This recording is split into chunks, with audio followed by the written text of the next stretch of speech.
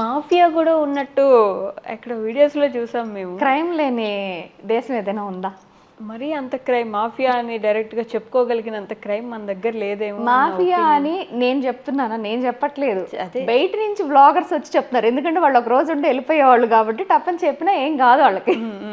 మేము చెప్పం కదా. కాకపోతే జాగ్రత్తగా ఉండటం తప్పలేదండి. ఇప్పుడు ఫర్ ఎగ్జాంపుల్ నేను మా ఇంట్లో ఉన్నాను అనుకోండి, ఇంట్లో ఉన్నప్పుడు నేను ఎలా పడితే అలా ఉంటాను. అంటే ఇప్పుడు ఇండియాలో ఉన్నాను, నాకు అసలు భయం అనిపించదు. మేము ఇక్కడికి వచ్చాం అనుకోండి, నాకు భయం అనిపించదు, బ్యాగ్ వేసుకొని కూడా వెళ్ళిపోతాను. నాకు ఎందుకు, ఇది నా ఇల్లు, నా ప్లేసు.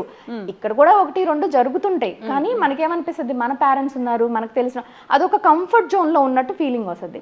బయట కంట్రీ ఇదని కాదు, ఏ కంట్రీకైనా వెళ్ళండి, యూకే, యుఎస్, ఎక్కడికి వెళ్ళినా వాళ్ళు ఎవరిని అడిగినా ఇదే చెప్తారు. బయట కంట్రీకి వెళ్ళినప్పుడు ఎంత మనది, మేము ఎన్ని సంవత్సరాలు ఉన్నా అది మనది కాదు, జస్ట్ అక్కడ తింటున్నాం కాబట్టి ఉంటున్నాం కాబట్టి ఓకే అని అనిపిస్తుంది. దానికి ఏంటంటే అక్కడికి వెళ్ళినప్పుడు కొంచెం జాగ్రత్తగా ఉండటం తప్పులేదు. మనకి ఏదైనా జరిగింది అనుకోండి, గబుక్కున మనం పిలిస్తే మన పేరెంట్స్ రారు.